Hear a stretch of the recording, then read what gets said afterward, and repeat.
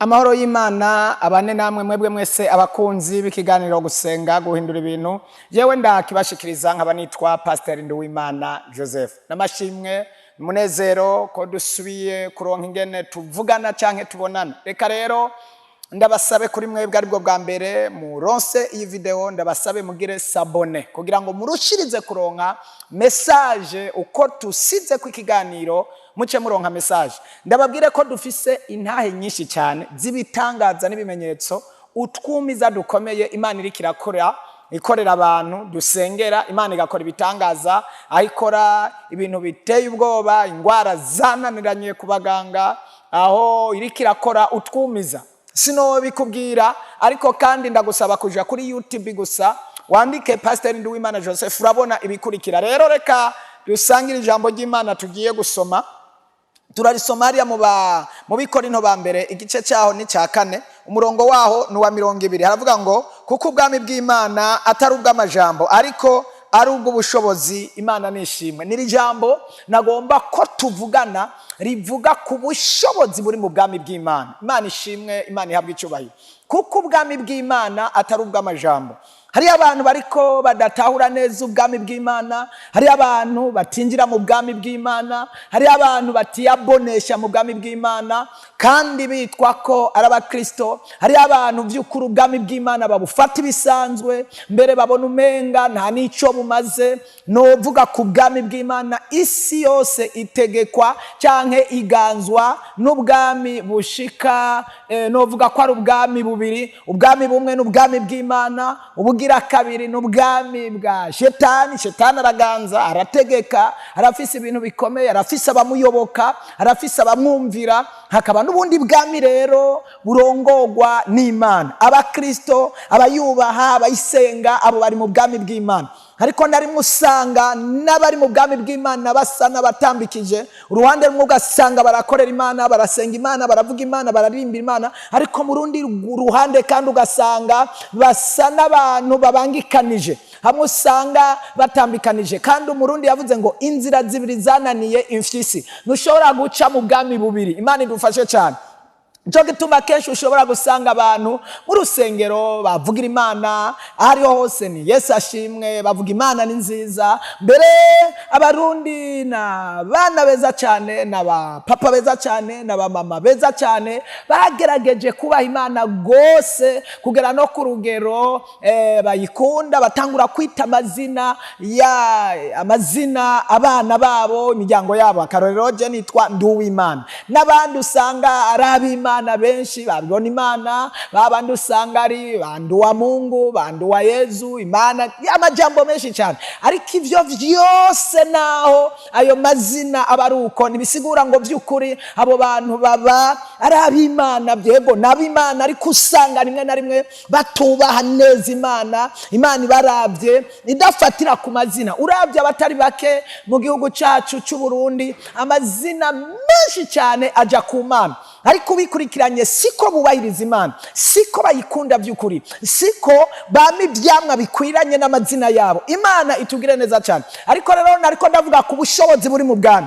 Nariko ndavuga ngo kuko ubwami bw'Imana atari ubwami bw'amajambo gusa, ariko nubwo ubushobozi ngomba kuvuga ku bushobozi buri mu bwami. Imana igufashe wowe wundi woba mu bwami bw'Imana neza, ukaba mu bwami bw'Imana neza, kuko harimo ubushobozi. Nagomba nkubwire ngo harimo ubushobozi bushobora gukemura ibibazo byawe byose. Hari ubushobozi bushobora kuruhura umutima wawe. Hari ubushobozi bushobora kuguha kuzoba hano mu isi uroraniwe. Ariko mvuze kuroranirwa ntibisigura ngo ntuzohura n'intambara, ntuzohura n'amageragezwa, kuko umuntu ari hano mu isi yama mu ntambara, niko ijambo ry'Imana rivuga. Ariko ukaburi n'uruhande y'Imana kandi ukabutabagwa n'Imana kandi ukabugendana n'Imana. Imana idufashe cyane. Bisigura rero ko mu gihe uri mu ruhande rw'Imana ukaba mu bwo bwami bw'Imana, bizokugwanya bizobaho ariko ntibizokunesha, bizoguhagurukira bizohaba ariko ntibizogutsinda, bigusubiza inyuma bizobaho ariko ntibizogutsinda. Uzoguma ubona ubutabazi buva mu bwo bwami bw'Imana. Haleluya.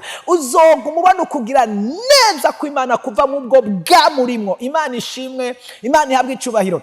Iyo ubwami bufise abantu bwatumye muri mission bakabuvugira, burabatabari iyo bahuye mu bibazo bikomeye, iyo ubwami bwatumye abasirikare ku gikorwa kanaka, iyo bahuriyeyo n'ibikomeye, haraboneka intervention idasanzwe irungitswe n'ubwo bwami. Haleluya, haleluya, haleluya. Bisigura ngo abari mu bwami bw'Imana nabo bategezwa kuronka ubutabazi buva mu bwami bwayo. Bisigura ngo abari mu bwami bw'Imana iyo bahuye n'amageragezwa menshi, iyo bahuye n'imipfunda myinshi, iyo bahuye n'intambara zibasuka hirya no hino, nabo bategerezwa kuronka ubutabazi. Haleluya, buva mu bwo bwami bw'Imana. Imana ishimwe, Imana ihabwa icyubahiro. Ubwo bwami rero nimba ubwami bwo mu isi bushobora gutabara ababwo batumwe mu bikorwa kanaka, ubwami bw'Imana ntibworeka gutabara ababwo. Kandi ubwo bwami bw'Imana tuvuga nubwo ubushobozi,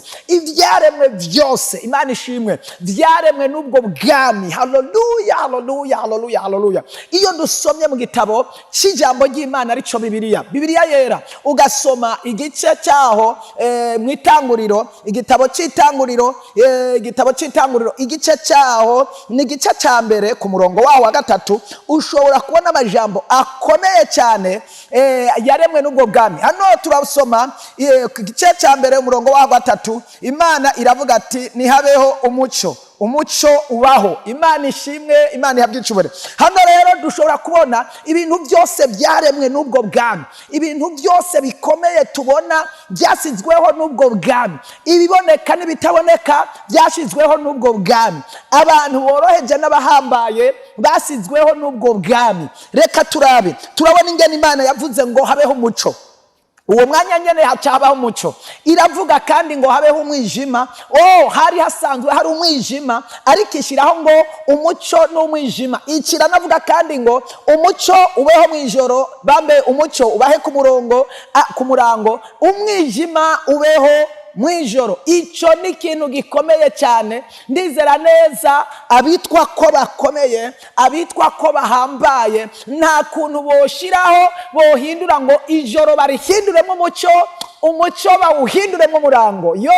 Turafise abantu bakomeye mu isi barurangiranwa, turafise abanyamafaranga bahambaye cyane mu isi, turafise abantu bize mu buryo bukomeye cyane. Imana idufashe, Imana itugirire neza cyane. Turafise abantu bafise inkomezi z'ibigwanishwa bikomeye cyane ku isi, bakoresha ubuhinga bukomeye. Ariko sindabona umuntu avuga ngo kubera ubushobozi twahawe n'ububasha n'ubuhinga twahawe turasizeho ahari umurango hahinduka ijoro, ahari ijoro hahinduka umurango. Ivyo ntibiranabaho. Imana idufashe, Imana itugire neza cyane. Mu bahinga bakomeye cyane, mu bahinga bakomeye cyane, nta n'umusi ndabona bishika ngo bibeho umucyo ushobore gukwiragira isi yose. Imana yarafise ukuntu yabitunganije, hamwe ku murango ahandi mwijoro. Abantu rero ntibashobora guhindura ikintu na kimwe ku bugombe bw'Imana. Ariko ngomba kuvuga ngo ubwo n'ubushobozi buri mu bwami bw'Imana nibwo bwasizeho ijoro, nibwo bwasizeho umurango, nibwo buzohagarika umurango, ni nabwo buzohagarika ijoro. Yesu adufashe, Imana itugirire neza cyane. Ubwo n'ubwami bwasizeho ivyo, ubwo n'ubwami bw'Imana. Kandi turabona ibikomeye cyane. Ubwo bwami bwarasubira buvuga ngo amazi abeho. Kera hari amazi isi yose, yari ubuzima yuzuye amazi. Ubwo bwami Imana irasubira iravuga ati amazi aje ukwayo, amwe aje mu kuzimu, ayandi ayaje mu nyanja, ayandi aje hirya no hino. Ayo mazi uwo mwanya nyene aca abuko nyene, haca habaho imisozi, habaho itazanure rikomeye. Ubwo n'ubushobozi bw'ubwo bwami. Nshuti mukundu, naho uvyirengagiza, ubwo bwami wari ukwiye kububamwo, wari ukwiye kuba umwabone, wari ukwiye kwiyasosa nabwo, wari ukwiye kwifatanya nabwo. Uguma wifatanya n'ubwami atari bwo, bikagutera gukora ibyaha, bikagutera gucika intege, amasengesho yawe akaba make. Ndaguhamagarira kwifatikanya n'ubwo bwami. Ubwo n'ubwami bw'ubushobozi bwasizeho ijuru, bwasizeho ibiboneka n'ibitaboneka. Reka ndakubwira ubwo bwami ibintu byinshi bwakoze. Bwaravuze ngo ijuru ribeho, ata nkingi nimwe ifashe ijuru. Haleluya, haleluya, haleluya, haleluya.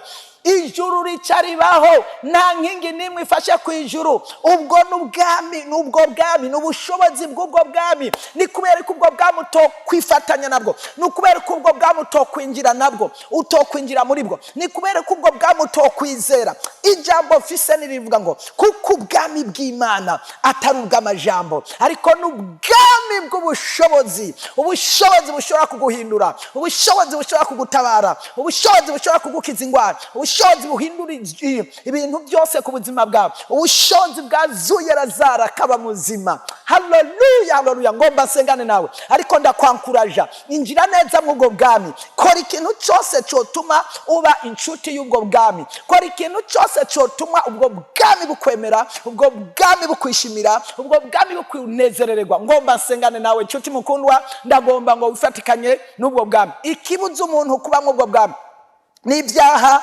n'ububeshi, n'ubusambanyi, n'ubwicanyi, n'ibindi. Ibyaha naho ntorinda kubidondagura, ndazi neza kubizi. Urazi ibyaha uri kurakora, urazi ibyaha abantu babamwo, ijwi ryo mu mutima rirakwereka ibyaha. Si ngombwa ngo ndinde kubidoma ku rutoki. Urazi ibyaha, ikibi nta muntu n'umwe atakizi. Reka nsengane n'uyu muntu agomba kwifatanya n'ubu bwami. Mana, ndasengeye umuntu by'ukuri yaracitse intege, ariko hari ubwami bwari kumutabara no kumurinda, ariko yabifashe ibisanzwe. Ndamusengeye, bana n'ubu bwami, gira neza umuntu ari mu bwami. Amaraso yawe mwami abane nawe, muharira ibyaha, araciye bugufi arihanye. Ndamusengeye kugira ngo mugirire imbabazi. Umuntu wese ari bwumvira ijambo agaca bugufi akabwira ngo Mana mbabarira, ubu bwami nari narabufashe minenegwe, nari naritandukanije nabwo, nari naranegrije, ariko ndasubiye kugarukamwo ubu bwami kugira ngo bumbere inyishu ikibazo cyane, kugira ngo buntabare. Ndasengeye umuntu, mutabare. Ahari yo bagwaye ucumukiza, ahari yo bafise intege nke z'umubiri ucumutabara, ahari yo badendebukiwe ucumubera inyishu, ahari yo ba muri prison umusange y'umukize, aho yo bari hose hanze y'igihugu canke mu gihugu, amarira n'umubabaro afise amutere mwami guhera, hanyuma ukuboko kwawe ubushobozi bwo bwami bumuhindurira amateka. Mwami, nditeze kuri Imana ishoboye ibasha kumugira neza. Icyubahiro n'imbabazi n'ubuntu n'amahoro bibane nawe mu izina ry'umwami wacu Yesu Kristo, amen. Imana iguhe umugisha, Imana iguhezagire, bishobotse bikaba byiza urashobora kurungikira ubutumwa mwene so, kandi urushirize gukurikirana ubutumwa kuri WhatsApp. Hari audio dutanga. Imana igushoboze gukurikirana ubwo butumwa, mbere kuri Facebook no kuri YouTube. Ubutumwa turushiza kuburungika. Imana ikugira neza mu izina rya Yesu, amen. Bye bye.